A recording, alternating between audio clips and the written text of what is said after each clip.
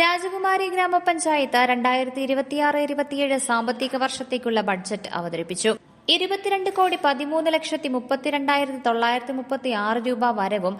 Idukki live വാർത്തകൾ നിങ്ങൾക്കായി അവതരിപ്പിക്കുന്നത്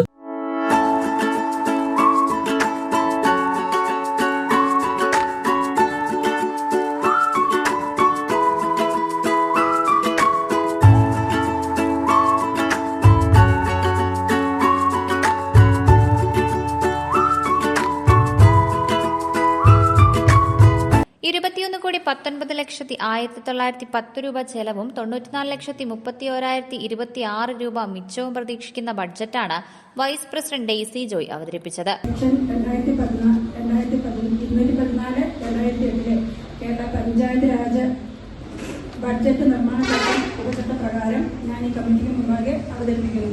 രാജകുമാരി ഗ്രാമപഞ്ചായത്തിന്റെ സമസ്ത മേഖലകളിലുള്ള വികസനം ലക്ഷ്യം വെച്ചുകൊണ്ടുള്ള ബഡ്ജറ്റാണ് തയ്യാറാക്കിയിരിക്കുന്നത്.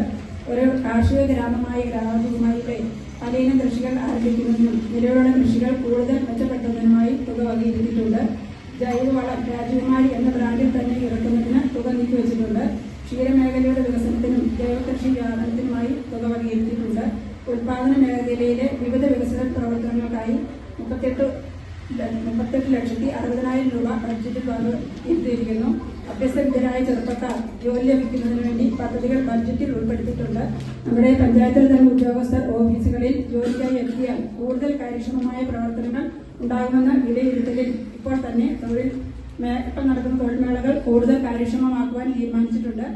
പരമ്പരാഗത ഊർജ്ജ സ്രോതസ്സായ സോളാറിൽ നിന്ന് ഊർജ്ജം ഉൽപ്പാദിപ്പിച്ച് പഞ്ചായത്തിന്റെ പാരമ്പര്യ ഊർജ്ജം ചെലവുകൾ കുറയ്ക്കുന്നതിനും അതുവഴി പഞ്ചായത്തിന്റെ തനത് വരുമാനം വർദ്ധിപ്പിക്കുന്നതിനും സാധിക്കും. ആയതുകൊണ്ട് ബന്ധപ്പെട്ട പദ്ധതിയിൽ സാമ്പത്തിക വർഷം ഏറ്റെടുക്കാൻ ശ്രമിക്കുന്നതാണ്.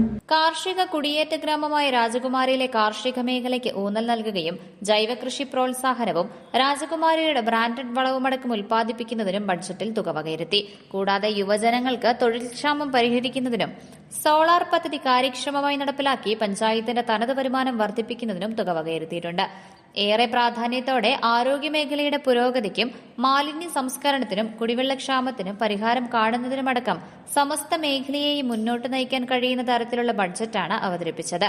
പ്രസിഡന്റ് എം ഈശ്വരൻ, പഞ്ചായത്ത് ഭരണസമിതി അംഗങ്ങൾ, ജില്ലാ ബ്ലോക്ക് പഞ്ചായത്ത് പ്രതിനിധികൾ, കുടുംബശ്രീ പഞ്ചായത്ത് പ്രസിഡന്റ് എം ഈശ്വരൻ, പഞ്ചായത്ത് ഭരണസമിതി അംഗങ്ങൾ, ജില്ലാ ബ്ലോക്ക് പഞ്ചായത്ത് പ്രതിനിധികൾ, കുടുംബശ്രീ പ്രവർത്തകർ, പഞ്ചായത്ത് ജീവനക്കാർ തുടങ്ങിയവർ പങ്കെടുത്തു. Idukki live news Nedumkandam. Idukki live വാർത്തകൾ നിങ്ങൾക്കായി അവതരിപ്പിച്ചത്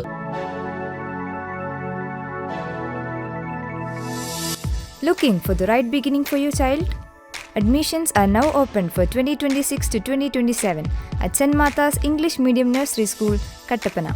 Managed by St. Martha's Sisters, our school offers a caring and secure environment where children learn with confidence and joy. With qualified teachers, a CBSE curriculum, engaging cultural activities, and a campus surrounded by natural beauty,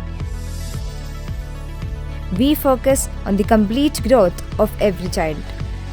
Transportation facilities are available for your convenience. To know more, call 98465 21767 or 99613 23329. St. Martha's English Medium Nursery School, Kattappana, where little learners grow with love.